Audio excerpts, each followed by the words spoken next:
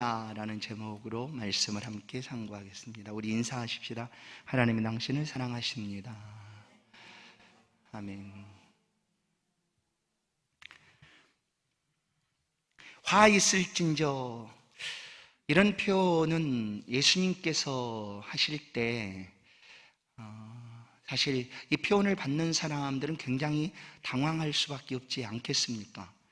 사랑이 많으신 예수님께서, 사랑을 이야기하시는 예수님께서 이런 아주 무서운 책망을 하고 있을 때 그 말을 받고 있는 사람의 마음이 어떨까? 오늘 마태복음 23장은 바리새인과 서기관들을 향한 예수 그리스도께서 책망의 말씀들이 담겨져 있습니다.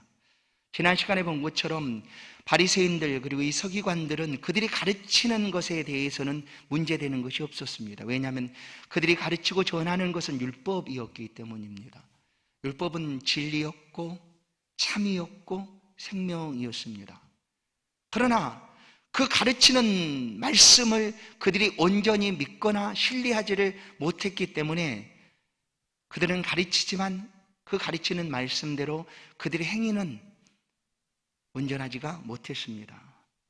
그들이 관심이 두고 있었던 것은 진리이신 하나님의 말씀이 아니라 자기들 자신이었습니다. 그래서 어떻게 하면 사람들이 나를 좀 우러러볼까, 존경할까, 사람들 사이에 내가 좀 인싸가 돼볼까, 뭐 이런 거죠.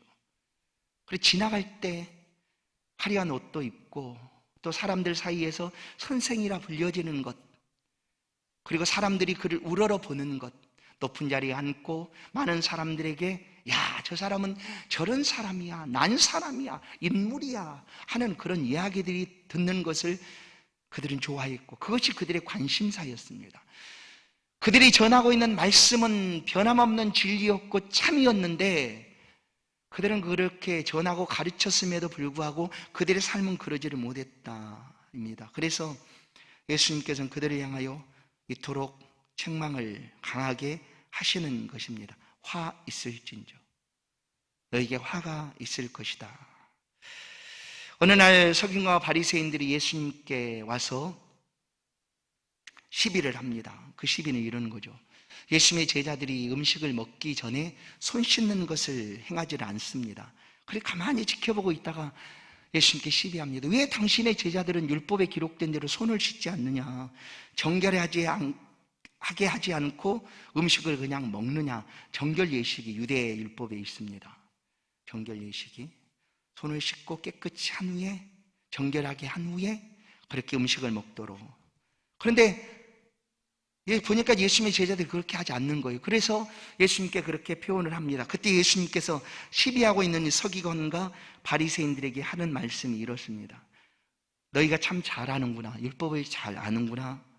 그러나 너희들은 너희가 가진 그 유전들, 그동안 지켜왔던 율법이 아닌 너희의 유전들을 가지고 계명을 어기는구나 라고 말씀을 합니다. 그것이 뭐였는가 하면 고르반이라는 그런 그들의 행위였습니다. 고르반, 하나님께 드림이 되었다라고 말하는 거죠.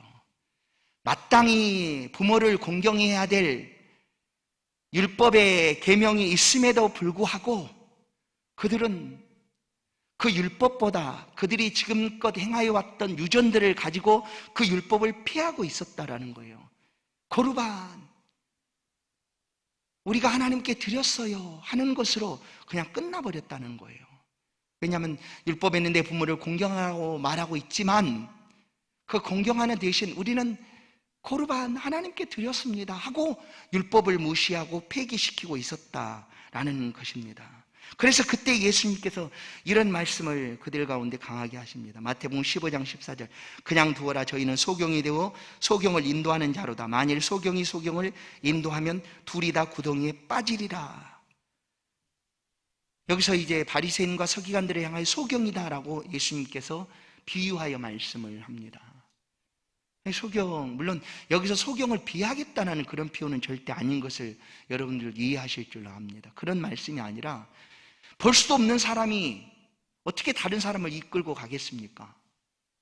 바리새인과 서기관들, 그들이 하나님의 계명을 온전히 신뢰하거나 믿거나 그것을 확신하지도 못한 채 지금 다른 사람에게 그 이야기를 합니다. 얘기만 할 뿐 그들 스스로도 그것을 믿거나 의지하지도 않는다라는 것을 지적하셔서 하시는 말씀입니다. 그래서 소경이 소경을 인도하면 둘 다 구덩이에 빠지게 된다. 바로 바리새인과 서기관들을 향하여 예수님께서는 소경이라고 부르고 있는 거죠. 그리고 오늘 본문에서도 그들을 향하여 눈먼 인도자다라고 얘기합니다. 눈먼 인도자. 우리가 볼 수가 없다면 많은 제약들이 있지 않습니까?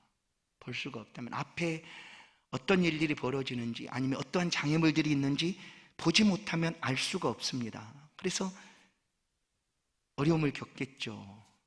그런데 지금 스스로 바리새인과 서기관들이 그런 처지에 놓여 있는데 그들은 그걸 인정하지 않는 거예요. 왜냐하면 그들은 천국에 대해서 얘기를 합니다. 천국 문 앞에 가로막고 서서 자신도 절대 안 들어가는 거예요. 천국에. 천국은 얘기하면서 천국에 들어갈 의사가 전혀 없는 거예요. 또 그들이 전하는 이야기를 듣고 나도 천국에 가고 싶다라고 천국 문 앞으로 다가오고 있는 사람들을 그들이 막아서 들어오지 못하도록 하고 있다는 거예요. 그게 바로 이 바리새인들의 모습을 비유로 말씀하고 있는 것입니다. 왜 그럴까요? 그들은 천국을 바라보지도 못하고, 왜냐하면 눈이 멀어 있으니까, 온전한 상태가 아니니까 천국에 대해서 얘기를 하면서도 그들은 믿지 않고, 그리고 천국으로 다가오고 있는 사람도 그들은 막아서서 들어가지 못하도록 하고 있다라는 거예요. 이제 이들을 향하여 예수님께서 화 있을진저라고 말씀합니다. 이들의 가장 큰 책망의 그 모습은 그들이 잘못된 가치로 하나님의 말씀을 가르치고 전했기 때문입니다.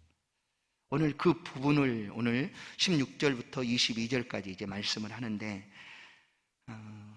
맹세에 관한 일에 있어서 이 바리새인과 서기관들이 어떻게 사람들을 가르쳤는가 하면은 오늘 본 바와 같이 이렇게 말합니다. 성전으로 맹세하면 지킬 필요가 없다. 그러나 성전의 금으로 맹세하면 반드시 지켜야 한다라는 그런 가르침으로 이스라엘 백성들에게 가르쳤습니다. 그런데 예수님은 이 맹세라는 것은 어떻습니까? 어떤 다투는 일의 최종 방법이기도 하죠. 그래서 서로 다투다가 나는 확실하다, 나는 분명하다라고 할 때 그냥 스스로 맹세를 하지 않습니까? 내 손에 장을 지지겠다, 뭐 이 일이 있으면 뭐 하면서 뭐 하늘에 두고 맹세한다 한다든지 이렇게 맹세를 하는 거죠. 자기가 이야기하고 전하는 일들이 분명하고 확실하다라고 할 때 이 맹세를 사용을 하게 됩니다. 그런데 예수님은 우리가 얼마나 약한지를 알기 때문에 너희는 도무지 맹세하지 말라라고 얘기해요.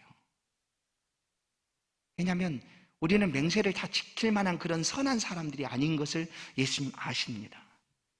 맹세하고도 그걸 잘 지킬까요? 맹세했다고 해서 잘 지키는 거 하는 거예요. 상황이 달라지면 안 지키는 게 우리들이기 때문에 예수님은 너희는 도무지 맹세하지 말지니라는 말씀을 하십니다. 마태복음 55장 33절부터 보면 또 옛사람에게 말하면 헛맹세를 하지 말고 내 맹세하는 것을 주께 지키라 하였다는 것을 너희가 들었으나 나는 너희에게 이르노니 도무지 맹세하지 말지니라고 얘기하죠. 예수님이 복음서를 통하여 산상보훈 가운데 하시는 말씀이에요. 너희는 도무지 맹세하지 말아라. 하늘로도 말하라. 이는 하나님의 보좌이며 땅으로도 말하라. 이는 하나님의 발등상이요 예루살렘으로도 말라. 이는 큰 임금의 성이요 내 머리로도 말하라. 이는 내가 한 터럭도 희고 검게 할 수 없습니다. 오직 너희의 말은 옳다 옳다 아니라 아니라 하라. 이에서 지나는 것은 악으로 쫓아나느니라. 우리 잘 아시기 때문에 맹세하지 말아라. 너 맹세하고도 못 지킨다. 맹세를 다 지킬 만한 그런 선한 사람이 아닌데 그냥 맹세만 해놓고 그냥 그것으로 끝나는 것 하지 말고 차라리 맹세하지 말아라. 그냥 옳다 옳다 아니다 아니다 라고만 그냥 하지, 그냥 맹세해가지고 내가 얘기하는 이것이 분명히 맞다니까 내가 맹세하지 하면서 그렇게 하지 말아라 라는 거예요. 예수님은 우리로 하여금 도무지 맹세하지 말라라고 말씀을 하고 있습니다. 이 맹세한 것을 반드시 지켜줘야 되기 때문입니다. 혹 안 지킬 수도 있겠지만 맹세를 했다는 것은 지켜야 되는 것이 기본입니다. 그래서 잘못된 맹세를 할 수도 있는데, 잘못된 맹세라고 할지라도 지켜야 되는 게 맞는데 우리는 약해서 못 지킨다는 거예요. 구약의 한 예를 우리가 알 수가 있습니다. 사사시대 때 입다라는 사람이 사사로 부름을 받습니다. 그리고 암몬과 전쟁을 하게 됐을 때 입다가 암몬과 전쟁으로 나가기 전에 그가 맹세하여 하나님 앞에 말합니다. 내가 암몬과 전쟁에서 승리하고 돌아오면 그 돌아오는 날을 가장 먼저 반기는 사람, 맞아주는 사람을 내가 여호와께 번제로 드리겠나이다. 하나님께 드리겠습니다. 나를 응접하는 자를 여호와께 돌리겠습니다. 내가 그를 번제로 드리겠습니다. 라는 그런 맹세를 이 사사 입다가 합니다. 말씀드린 대로 사사는 하나님이 세우신 사람입니다. 통치자요, 또한 지도자로 하나님이 세우신 그 시대의 사람인데, 입다가 나가서 암몬과 전쟁에서 이겼습니다. 그런데 하필 그 승리의 기쁨을 안고 돌아오는데, 아빠가 승리했다는 이야기를 들은 입다의 외동딸, 하나밖에 없는 딸이 얼마나 좋았는지, 아버지가 맹세를 한지 모르는 거 아니에요. 무슨 맹세를 했는지 모르는 상황이죠. 아버지가 전쟁에 나가서 승리하고 돌아왔다는 소식을 듣고 너무나 기뻐서 속옷치고 춤추며 아버지를 맞아줍니다. 어떻게 됐을까요?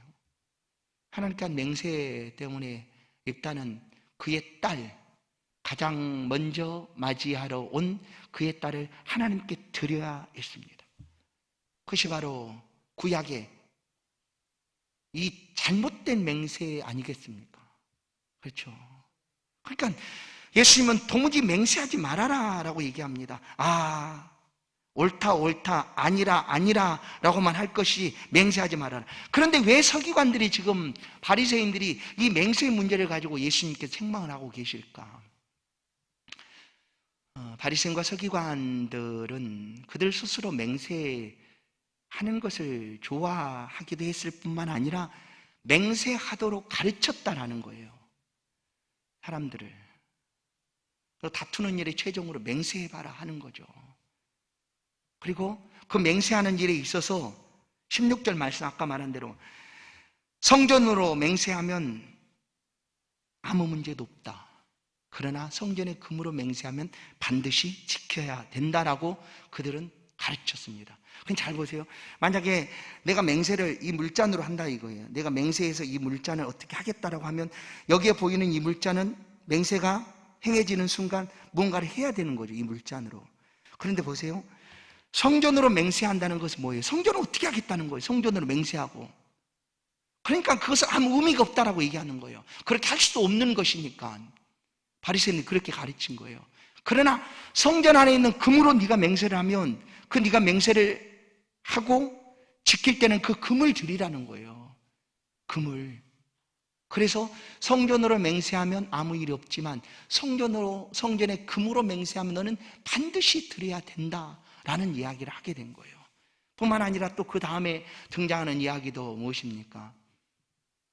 제단으로 맹세하면 아무 문제 없지만 제단에 드려지는 예물로 맹세하면 반드시 지켜야 된다라는 그런 표현으로 사람들에게 가르쳤습니다.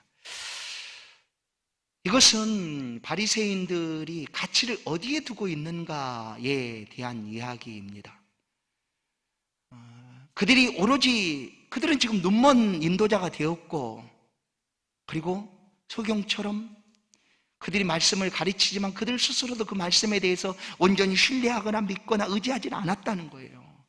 그리고 오직 그들의 관심사는 뭐였는가 하면 세상의 가치를 따라 물질이었습니다. 재물이었죠. 그래서 바리새인과 또 당시의 종교 지도자들과 결탁해서 행한 일이 뭐였는가 하면 성전에서 장사하는 일이었습니다. 성전 안에서 장사하는 일이었죠. 그 문제가 되지 않았어요. 왜냐하면 그것은 합법적으로 행해지는 일이었기 때문이죠. 누가? 종교 지도자들, 그리고 당시의 율법학자들, 서기관들, 바리새인들이 다 마음이 맞아서 장사해도 된다.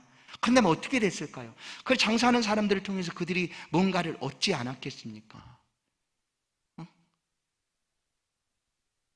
이것이 뭔가 하면 하나님의 말씀보다 그들이 정말로 관심 두고 가치를 부여하고 있었던 것은 뭐냐면 세상의 재물이었다라는 거예요. 그러니까 성전에서 장사를 허락하게 된 것이었습니다.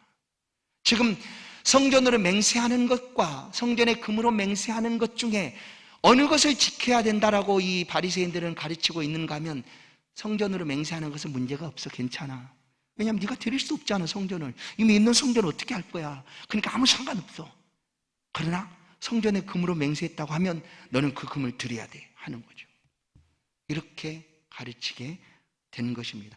민수기 30장 2절을 보면 성전으로 맹세한다는 것이 얼마나 중요한 일인가를 우리는 알아야 합니다. 모세가 이스라엘 자손 지파의 두령들에게 일러 가로되 여호와의 명령이 이러하니라. 사람이 여호와께 서원하였거나 마음을 제어하기로 서약하였거든 파약하지 말고 그 입에서 나온 대로 다 행할지니라 라는 거죠. 다 행해야 되는 거였습니다.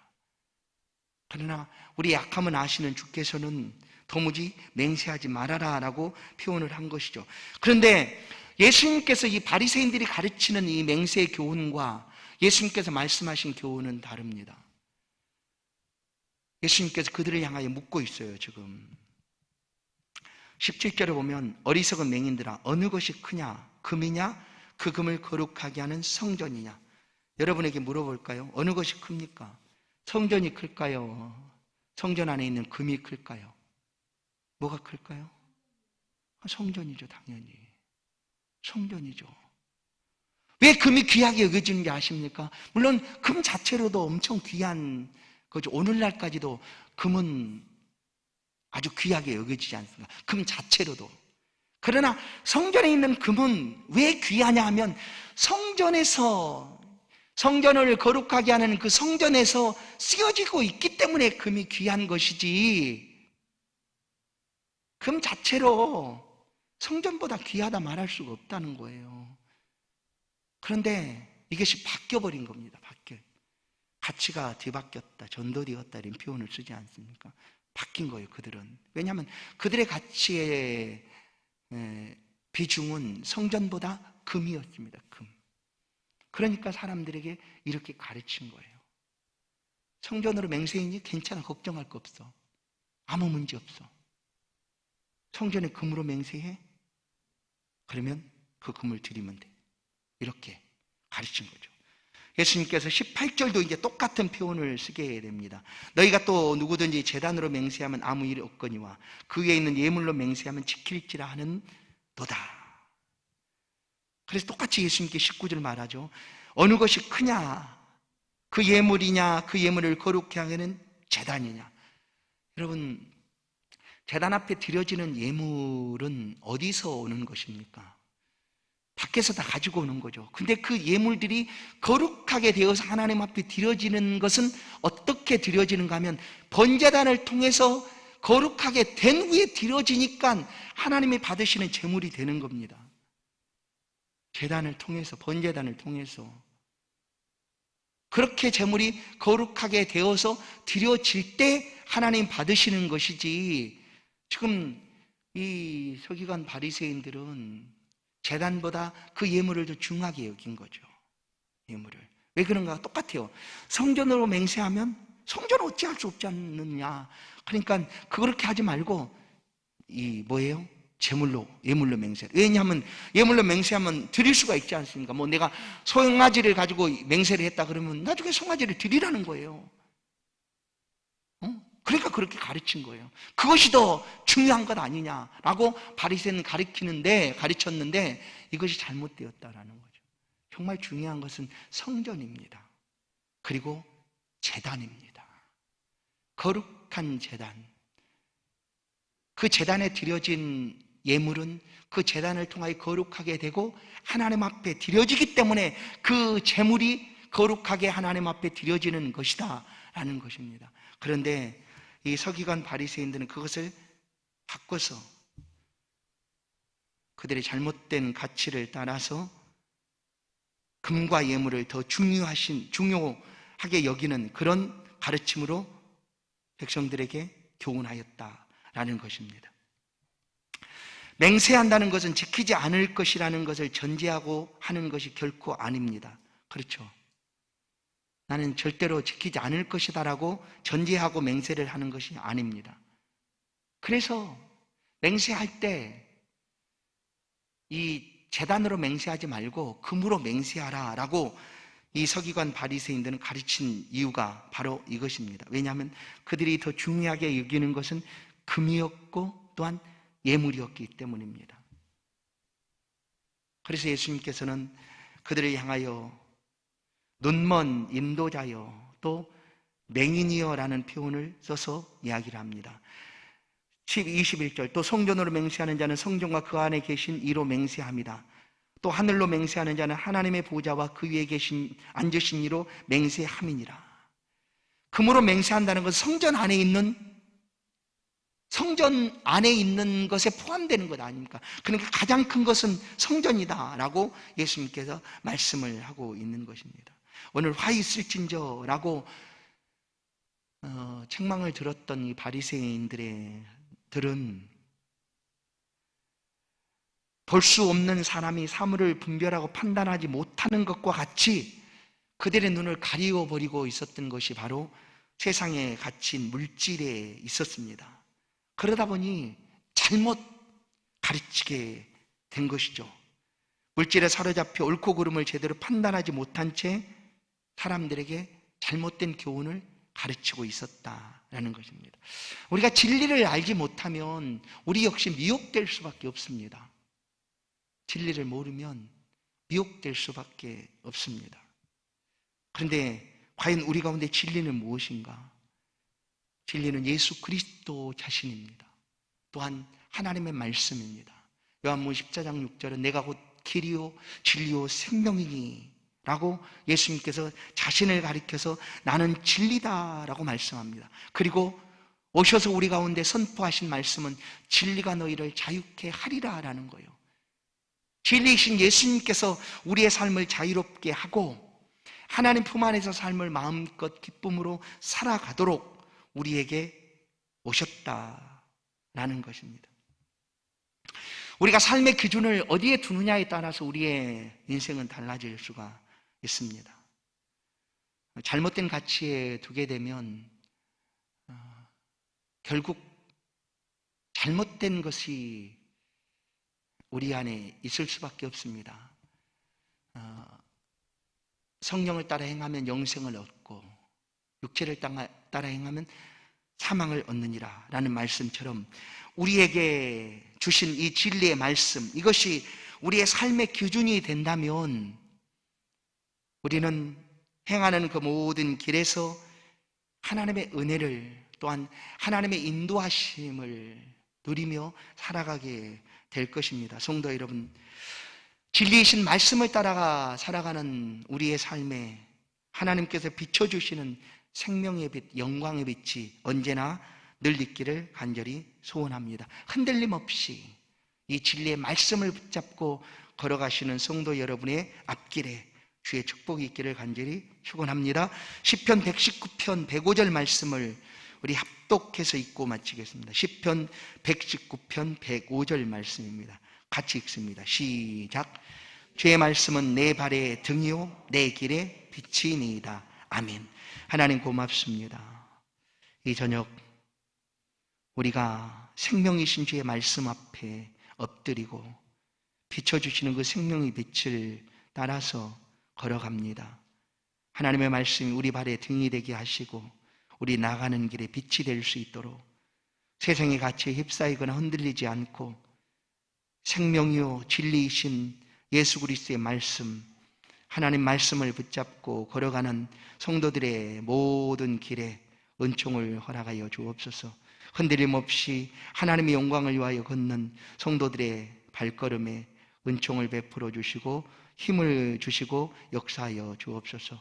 오늘 한 날 동안도 하나님의 집에서 마음껏 예비하며 영광을 돌리게 하신 하나님 감사합니다.